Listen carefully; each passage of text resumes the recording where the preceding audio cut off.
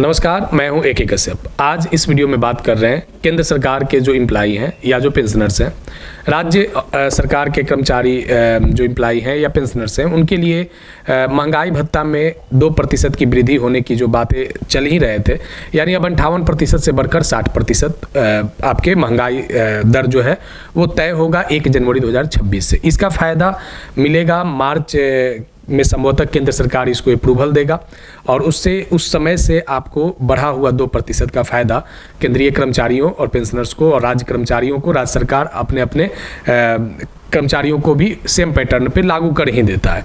अब देखिए यहाँ पे बात क्या है कि 2021 के बाद अगर आप आंकड़ों पे देखेंगे तो किस तरीके से महंगाई दर की जो प्रतिशत है, जो प्रत्येक 6 महीने पे जो वृद्धि होकर मिलता है, इसमें कैसे धीरे धीरे उसमें कमी आते गया, क्या केंद्रीय एम्प्लॉइयों पे किस तरीके का प्रभाव पड़ा है, इस वीडियो में समझेंगे। अगर अभी आप नए जुड़े हैं तो जरूर चैनल को सब्सक्राइब करके बेल आइकन को दबा दीजिएगा। वीडियो अच्छा लगेगा तो लाइक शेयर जरूर कीजिएगा। अगर कोई सुझाव होगा तो आप कमेंट में लिखिएगा। देखिए, सबसे पहले जो हम शुरुआत कर रहे हैं कि आंकड़ा तो AICPIW दे रहा है। AICPI के आंकड़े के आधार पर महंगाई में प्रत्येक 6 माह पे वृद्धि किया जा रहा है महंगाई दर में।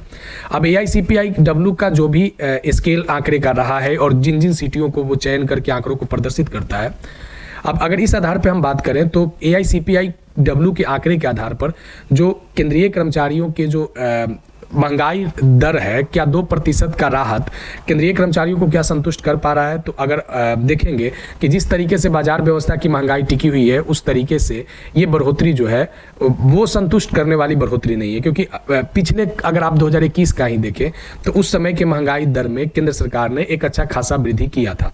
अभी क्या है कि अगर 2024 दिसंबर से लेकर 2025 के दिसंबर तक आप देखेंगे तो इस बार तो एक साल में 5% तक भी नहीं पहुंच पाया। इसी चीज को यहाँ पे देखेंगे कि कैसे ये आपका दिनों दिन महंगाई दर और महंगाई राहत गिर रहा है। अब देखिए कि 1 जनवरी 2026 से 2% बढ़ के अब 58 से 60 हो जाएगा। अब 2% ये बढ़ा हुआ जो लाभ है ये आपको मार्च तक केंद्रीय सरकार इसको अप्रूवल देगा। संभवतः अनुमान है कि मार्च या अप्रैल तक इसे केंद्रीय सरकार वेतन के तौर पे परिवर्तित कर देगा। बचे हुए जो महीने रहेंगे उसको एरियर के रूप में भुगते होगा और राज्य भी उसके बाद अपने अपने कर्मचारियों को केंद्र के तर्ज पे लागू कर देता है।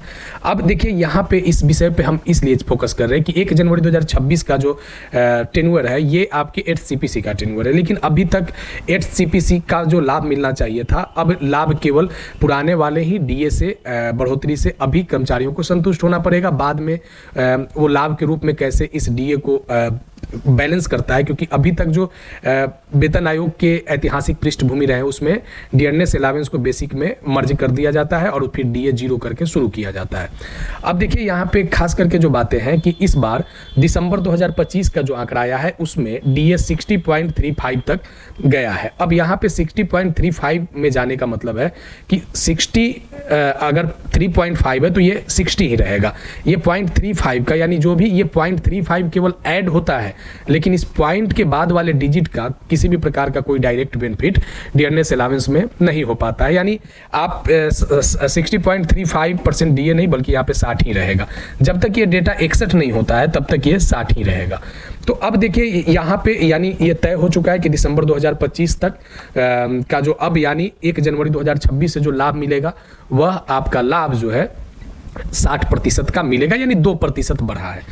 ये जो आप स्क्रीन पे डिजिट देख रहे हैं इसमें अगर आप बात करते हैं कि 2019 के आंकड़ों पे अगर बात करें तो 2016 में 7th पे कमीशन आया था, तो 7th पे कमीशन के 2019 तक DA बढ़कर हो गया था 21.43। दिसंबर 2020 के अगर आंकड़ों पे बात करेंगे तो 28.18। दिसंबर 2021 की बात करेंगे तो 34.44।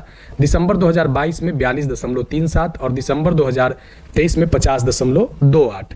इसी के आधार पे दिसंबर 2024 की बात करते हैं तो 55.99 और यहाँ पे दिसंबर 2025 की अगर बात करते हैं तो 60.35। यहाँ से जो आप देख रहे हैं दिसंबर 2024 से लेकर 2025 तक ये जो आंकड़े हैं यहाँ पे आपके एक वर्ष में यानी 2 बार जो वृद्धि हुआ DA का, इसमें 5% का भी आंकड़ा नहीं टच कर पाया। लगभग 4 पॉइंट समथिंग कुछ इसके डेटा हैं और अब इससे आप समझ सकते हैं कि यहाँ पे 5% भी नहीं पहुँच पाया, यानी आपको यहाँ केवल बेनिफिट कितना मिला 4% का। अगर यहाँ देखिए, अगर आप पिछले कुछ विगत देखते हैं अगर इसके बैकग्राउंड को, तो यहाँ पे आप देख सकते हैं कि किस तरीके से लगभग यहाँ पे 7% की वृद्धि हुई थी। यहाँ पे भी लगभग अगर बात करें तो 7% के आसपास में वृद्धि रहा था।